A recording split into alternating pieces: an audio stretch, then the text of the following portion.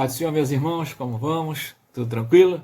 Aqui estamos nós, nessa época de quarentena. Não quero falar sobre coronavírus, não vou falar sobre isso. Eu já cansei de tanto ver isso no Facebook, em todas as mídias sociais.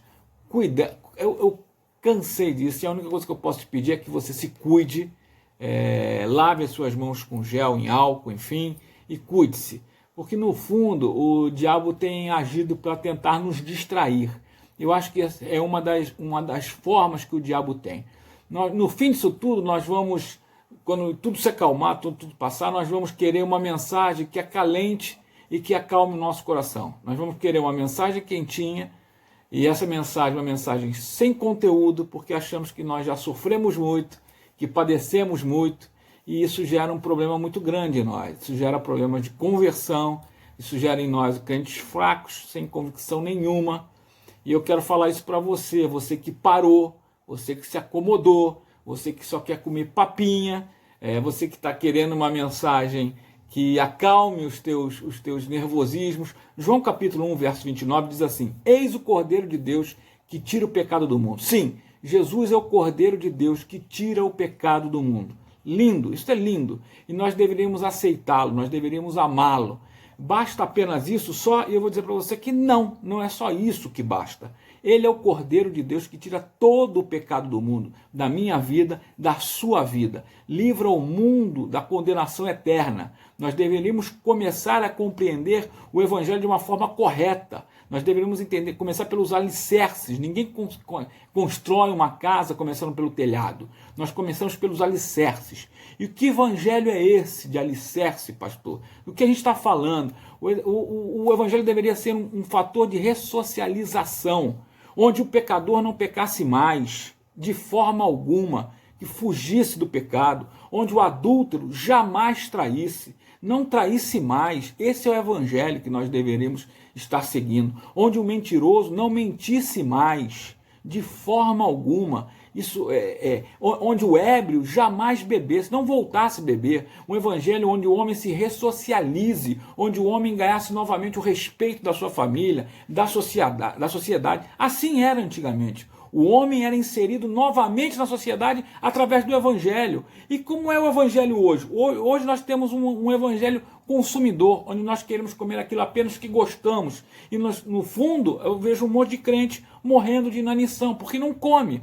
Não se prega sobre o pecado, não se prega sobre mudança de vida, não se fala sobre a mudança da vida do crente. O crente de hoje quer defender uma bandeira, diga-se, bandeira igreja. Ele não quer ser minoria e não quer ser incomodado. Então, ele não quer falar de assuntos que lhe incomodam. Ele vai à igreja para ouvir uma mensagem coach, onde o pregador não se dá nem ao luxo de abrir a Bíblia e ler um texto bíblico. Ele só quer ouvir coisas boas. Uma mensagem de autoajuda, que não quer ouvir falar de pecado ou de nenhuma necessidade de mudança. Ele não quer ser confrontado. Esse é o crente que nós temos hoje.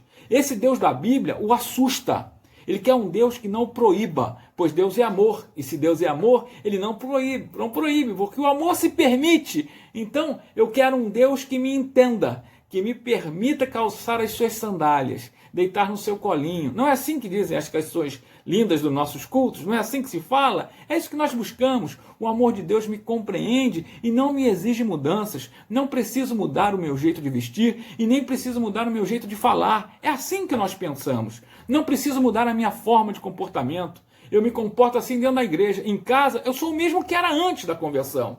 E que tipo de evangelho é esse? Imagina usar cabelão, usar um terno. Isso é ridículo. Né? Hoje, se falarmos que não aceitamos os homossexuais, por exemplo, a homossexualidade, estaremos em desacordo, seremos chamados de homofóbicos. Isto será em desacordo com o nosso tempo, com a modinha, e nós não queremos ser chamados de antiquados. Por isso nós vivemos uma época da pós-modernidade. Deus é amor. Desta forma, quando nosso filho, nosso amigo ou algum conhecido erra, nós imediatamente passamos a mão em sua cabeça e permitimos que não nós o corrijamos. Chamamos isso de amor.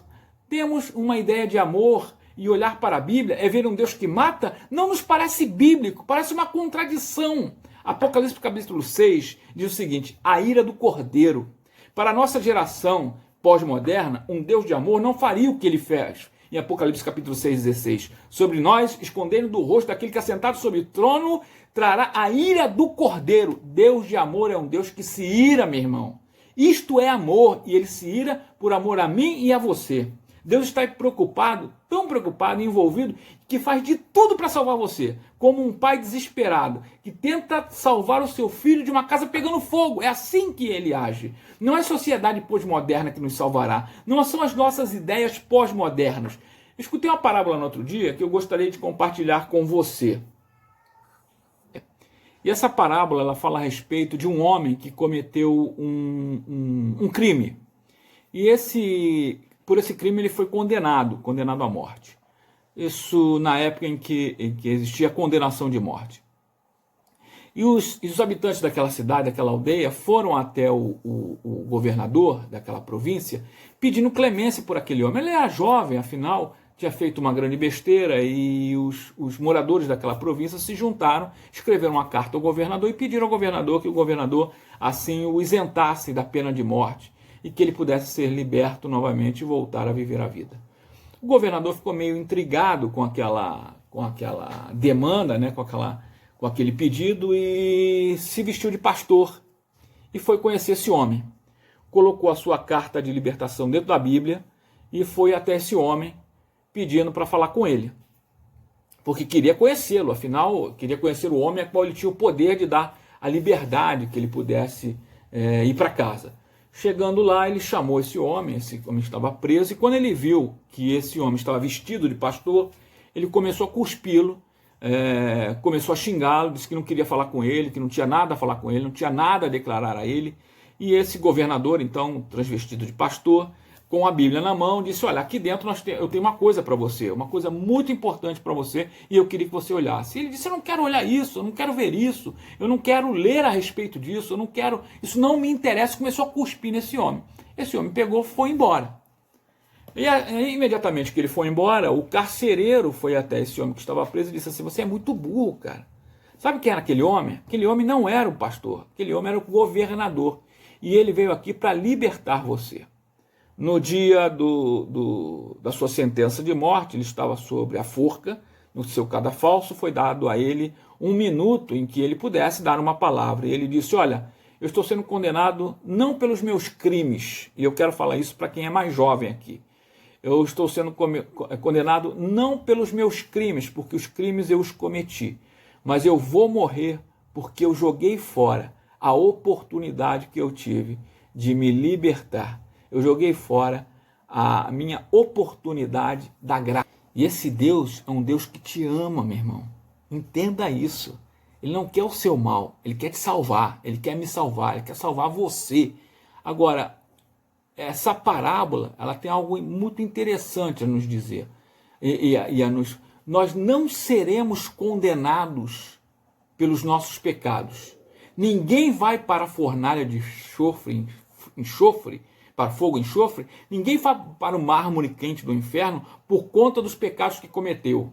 Você vai ter um encontro com o tinhoso por conta da graça que você recusou e recusa todos os dias. Você vai ter um encontro com o chifrudo por conta da falta de conhecimento quanto a um Deus que te ama e que também se ira. É a falta de reconhecimento da graça que nos leva para o inferno. Qualquer mensagem proferida por qualquer pastor, igreja, leitura bíblica, forma de agir, pensar, se comportar, que não te traga uma forma de se comportar diferente, não é bíblico. Qualquer mensagem fofinha, docinha, lindinha, que tanto o seu coração deseja, são artimanhas de Satanás para te levar a pensar que tudo está bem. Nós não precisamos de um Deus hoje? Pense muito bem neste momento. Porque é exatamente isso que todos dizem, que vão para o inferno, dizem. O Deus do Antigo Testamento é um Deus duro. O Evangelho não é um Evangelho frouxo. Olha a forma como os teus pais cuidaram de você. Olha como você foi educado. Olha como seus pais foram educados. E olha hoje como nós temos cuidado dos nossos filhos. Olha como a igreja de antes educava e repreendia os seus membros. E olha hoje como somos tratados. A docinho. Qualquer um faz biquinho dentro da igreja e sai da igreja. Porque o pastor falou algo que não gostou. Nós queremos ter uma graça barata que não nos custe nada. O que vai nos condenar é a negação da aceitação da graça. É isso que condena a qualquer um ao inferno. É a negação do que Cristo fez por nós. Por isso, meu irmão, você que me ouve, você que me escuta agora, diga para todo mundo da sua família, para sua casa, para o seu marido, para os seus filhos, não interessa, não importa para quem, mas fale e anuncia. O que vai nos condenar é a negação que damos hoje a Cristo, tá certo? E em nome de Jesus, acorda, meu irmão, acorda. Não é o pecado que te condena, não é o pecado que te joga no inferno. O pecado que vai jogar o teu marido, o teu filho no inferno é hoje a negação de Cristo na sua vida, a graça que nos é dispensada de hoje. Então nós focamos, nós estamos tão preocupados com a questão do coronavírus que nós esquecemos de agradecer que hoje estamos com saúde. Nós estamos tão preocupados se vamos pegar um vírus, se vai estar tudo, do que agradecer a Ele o pão que tivemos hoje na nossa mesa. Entendeu? Nós nos esquecemos, nós somos tão apegados às coisas materialistas da nossa vida que nos afetam, que é isto que nos condena. É por isso que eu disse no começo dessa mensagem que esse vírus, ou seja lá o que for, é uma grande artimanha de Satanás para nos roubar a atenção de Cristo. Porque quando tudo isso passar, nós vamos nos esquecer. Nós nos esqueceremos. E, meu irmão, a negação da graça é aquilo que nos condena. Anuncie para todo mundo isso. Tá bom? Pense no que eu estou te falando. Deus te abençoe. Amém.